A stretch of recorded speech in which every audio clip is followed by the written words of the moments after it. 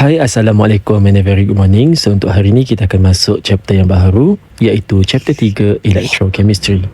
As the name suggests, electrochemistry itu berasal daripada dua perkataan, iaitu elektron dan juga kimia.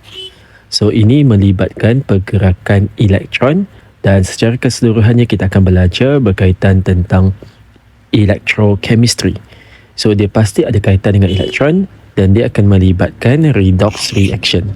So redox reaction is basically a reaction where oxidation and reduction happen simultaneously. So dalam proses redox ada dua proses, oxidation and also reduction. So oxidation dan reduction ni kita dah tengok perbezaan dia. So dia boleh berbeza dari segi oksigen. So dia akan meningkat oksigen dekat oxidation dan dia akan hilang oksigen dekat reduction. Manakala untuk hidrogen dia terbalik. Untuk oxidation dia akan hilang hidrogen dan reduction pula dia akan gain hidrogen. Dan yang lebih jelas yang kita akan guna dekat chapter 3 ini, kita akan tengok in term of electron dan juga oxidation number. So dekat oxidation, elektron itu akan didermakan, donate. Jadi kalau kamu tengok equation ini, kamu ada zinc, solid menjadi zinc 2+, derma 2 elektron. So dia akan donate 2 elektron menjadi zinc 2+ aqueous ion. Dan kalau kamu perhatikan, oxidation number dia pun akan meningkat. Daripada zinc kosong yang neutral ini menjadi zinc 2+. So the oxidation number increases.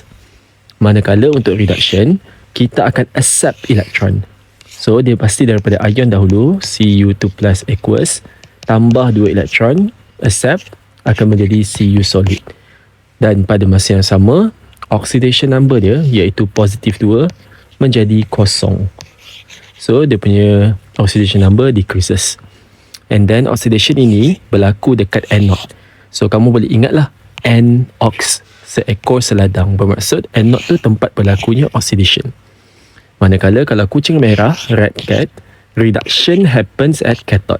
So bila reduction kita sentiasa terima elektron. Bila anode ataupun oxidation sentiasa melepaskan elektron. Itu adalah beza antara oxidation dengan reduction. And then on the next part, kamu akan belajar juga perbezaan antara dua jenis sel. So dalam electrochemistry ni kamu akan tengok galvanik dan juga electrolytic. So di bawah electrochemical cell, macam saya cerita tadi, dia terbahagi kepada dua, voltic ataupun galvanik, satu bahagian, ataupun electrolytic. Nak senang bezakan dia, kalau electrolytic pasti akan ada dry cell dekat sini. Manakala kalau voltic ataupun galvanik, dia tiada trial cell dan biasanya kita akan guna voltmeter.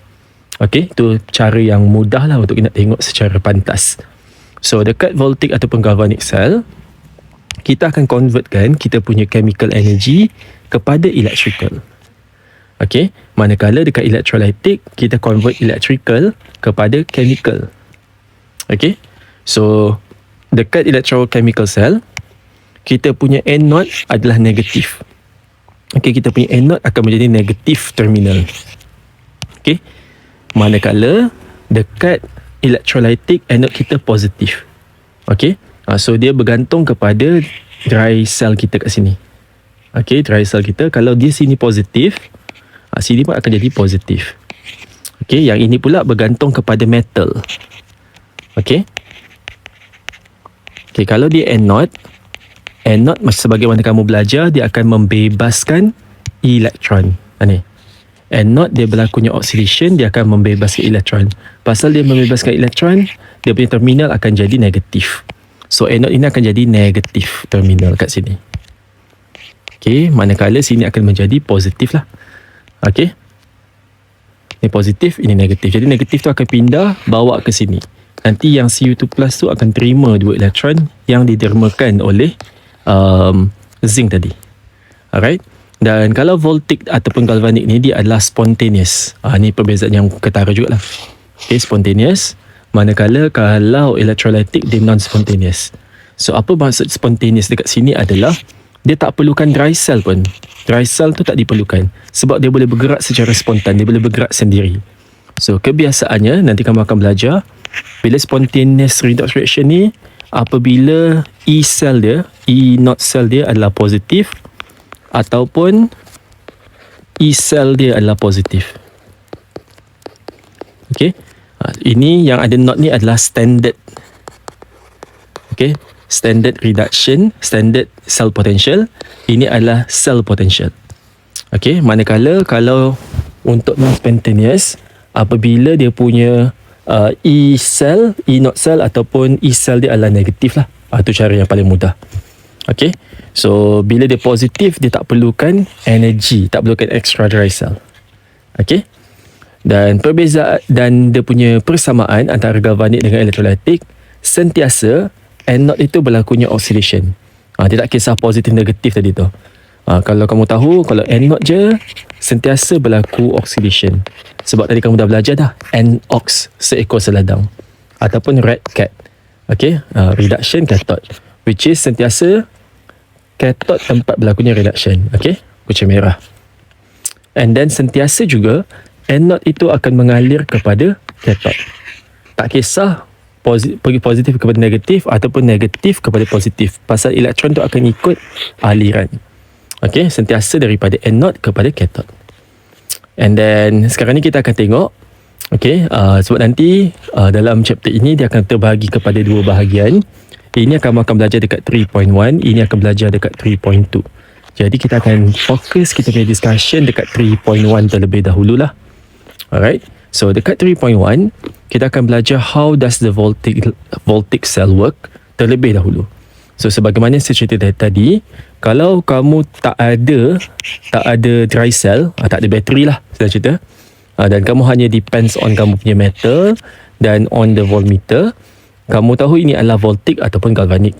Jadi bila kamu ada electrode immerse dalam solution yang sama spesies dengan kamu punya electrode, sini pun sama, copper dengan copper sulfate, akan berlakunya pergerakan elektron. Jadi kita akan tengok siapa yang lebih elektropositif. So ini kamu pernah belajar dekat sekolah menengah lah. Which one is the more electropositive metal? Ataupun dekat metrik kita akan tengok dekat SRP value. Okay, so dalam kes ini SRP value untuk zinc ini, okay, SRP value untuk zinc dan zinc 2+ ini adalah lebih positif. Okay, so bila dia lebih delta E naught dia lebih positif ataupun dia lebih elektropositif atom, okay, so dia akan donate elektron. Ni berlakunya dekat anode. Inilah anode kita. So apa yang berlaku adalah zinc solid akan menjadi zinc 2+ aqueous tambah 2 elektron.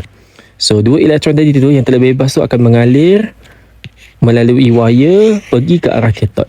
Dan pergerakan elektron itu akan menyebabkan daripada sini dia akan ada value reading ke arah sana. Sebab kita tahu dia ada pergerakan elektron. Dan elektron yang dibebaskan tadi, 2 elektron ini akan diambil oleh copper. So dia akan jadi copper 2+ aqueous tambah 2 elektron menjadi copper solid. Okay, so ini tadi saya cerita lah, elektron move through the wire from anode to cathode. Dan dia mesti dilengkapkan dengan adanya kewujudan Soul Bridge. So Soul Bridge ni adalah inverted U-tube containing a gel permeated solution yang mana dalam dia ada inert electrolyte. For example macam KCl. So Soul Bridge ini ada beberapa fungsi.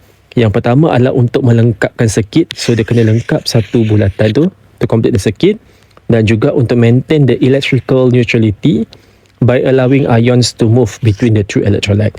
Okay, supaya dia tak ada short circuit lah. Alright, so dia akan balance the charges. Okay, dan on the last part ini kita akan tengok kita punya half cell and overall cell reaction berdasarkan galvanic cell yang kita dah belajar. So let's say kalau mau ada zinc dengan copper macam soalan tadi. So dekat sini ini kamu belajar dekat soalan menengah. Okay, so makin ke atas makin elektropositif. Jadi zinc dengan copper, zinc ni lagi atas daripada copper. Jadi zinc ini bila lagi elektropositif bermaksud dia akan donate elektron. Sebab dia nak jadi positif kan, elektropositif. Okay, tapi di metrik kita akan tengok which one is more negative. Okay, SRP, okay, yang lebih positif, more positif SRP, dia akan menjadi cathode. Okay, nanti kamu akan belajar on the next video lah. So ini kamu belajar dekat metrik SRP. So siapa yang lebih positif, dia akan menjadi cathode. Okay, so bila kamu tengok cathode itu kamu adalah copper dengan copper 2+. Jadi dia akan undergo reduction dekat cathode. Dan zinc tu pula akan undergo oxidation dekat anode. Jadi zinc solid akan dapat zinc 2+ dapat release 2 elektron. So 2 elektron tu akan mengalir. Jadi yang akan ambil elektron tersebut adalah copper 2+ ion kat sini, tambah 2 elektron dapatlah copper solid. Lepas tu kamu akan buat overall cell reaction. Overall cell reaction tu kamu pastikan bilangan elektron dia sama, 2 elektron dengan 2 elektron. Jadi on the left hand side kamu ada zinc solid, and then copper 2+, copper 2+. Okay, and then on the right hand side kamu ada zinc 2+ aqueous, dan juga copper solid. Okay, so dah lengkap lah kamu punya overall cell reaction. Okay, and then seterusnya kamu akan tengok daripada segi cell notation. Cell notation ni senang saja, kamu follow lah A, B dan C. So ABC tu apa? ABC tu adalah anode, bridge dan juga cathode. So dekat anode, proses yang berlaku adalah zinc pergi zinc 2+. So zinc pergi zinc 2+.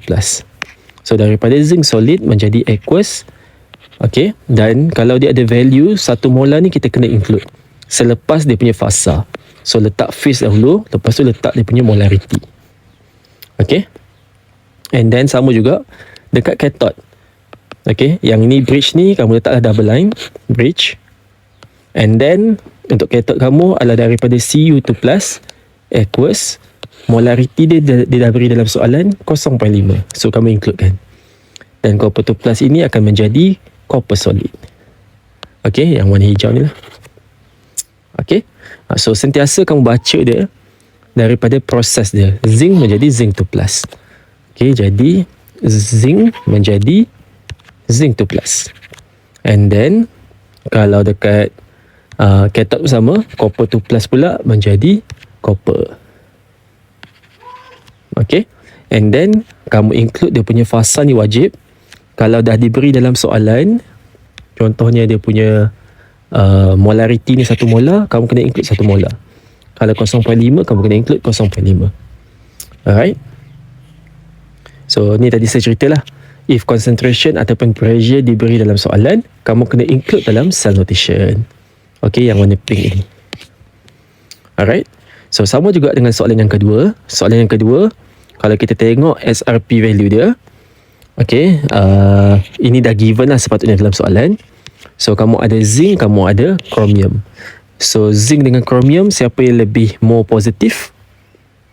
Okay, so jawapan dia adalah chromium lebih positif. So bila chromium lebih positif, okay, more positif SRP, dia akan jadi cathode.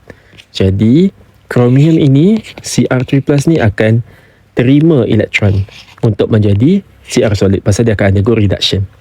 Manakala zinc ini akan menjadi anode. Okay, ini Cr ni akan menjadi cathode. Okay, so yang anode akan undergo oxidation, zinc solid menjadi zinc 2+, aqueous tambah 2 elektron. Manakala chromium cathode, Cr3+ aqueous tambah 3 elektron akan menjadi Cr solid. Okay, so dekat sini kalau kamu perhatikan, kamu dah lengkapkan kamu punya half cell dekat anode, half cell dekat cathode. Okay, cumanya bila kamu nak buat overall, kena pastikan bilangan elektron dia sama. Okay, jadi on this side, untuk anode tu kamu darabkan dengan 3, and then dekat cathode tu kamu darabkan dengan 2. Okay, so lepas kamu dah darabkan anode ini, kamu akan dapat 3 zinc 2+ dengan 6 elektron. Untuk cathode, kamu akan ada 2 Cr3+, 6 elektron, 2 Cr solid. Alright, so kamu pecah, kamu boleh potong 6 elektron, 6 elektron. Okay, dan on the anode punya part, 3 zinc, kamu ada 3 zinc. And then 2 Cr3+, kamu pun akan dapat 2 Cr3+. Okay, yang warna hijau ni pula, kamu ada 3 zinc 2+ aqueous, kamu ada 3 zinc 2+ aqueous. 2 Cr solid, 2 Cr solid. So pastikan kamu tulis dan dengan betul-betul lah, tak tertinggal mana-mana. Alright. And then seterusnya untuk cell notation, kamu akan buat anode, bridge dan juga cathode. So kamu punya anode daripada warna kuning tadi, zinc solid menjadi zinc 2+. Okay, zinc menjadi zinc 2+. Nombor 3 ni kita tak payah include. Sebab apa? Sebab sudah bagi tahu kat sini stoichiometry is not included. So nombor 3 ni kita boleh abaikan sahajalah dalam kita punya cell notation. Okay, stoichiometry is not included in the cell notation. Okay, in cell notation. Okay. So nombor 3 ni kita boleh abaikan lah. Kita hanya perlu fokus kepada proses saja. Oxidation. Zinc pergi zinc 2+. And then aqueous, ada aqueous. And then kalau tengok dia punya dia punya molarity ada diberi dalam soalan 0.2, kita kena include 0.2. So tu saya letak warna pink lah, 0.2 kat sini. Sebab saya dah bagi tahu bila concentration diberikan dalam soalan, kamu kena include dalam cell notation. Okay. And then seterusnya kamu ada Cr3+ menjadi Cr solid. So sama juga Cr3+ menjadi Cr solid. Okay, Cr3+ menjadi Cr solid. Okay, dan kalau kamu perhatikan ada aqueous dan dalam soalan pun diberikan 0.5. Jadi kamu kena include lah dia punya molarity dekat sini. Alright, so itulah hari ni, inilah dia punya ringkasan awal untuk melibatkan galvanik ataupun voltaic cell. Yang mana kamu dah tahu, kamu dah belajar tentang anode, tempat berlakunya oxidation, cathode berlakunya reduction. Okay, and then kamu dah tengok juga pentingnya ada Soul Bridge, ada fungsi dia, dan kamu dah belajar tentang cara nak buat half cell, overall cell, dan tunjukkan kamu punya cell notation berdasarkan rule-rule yang telah diberikan. Alright, so itu sahaja untuk hari ini. Nanti kita akan tengok pula tentang reduction potential dan standard hydrogen electrode dekat sesi yang akan datang. Alright, itu sahaja. Bye.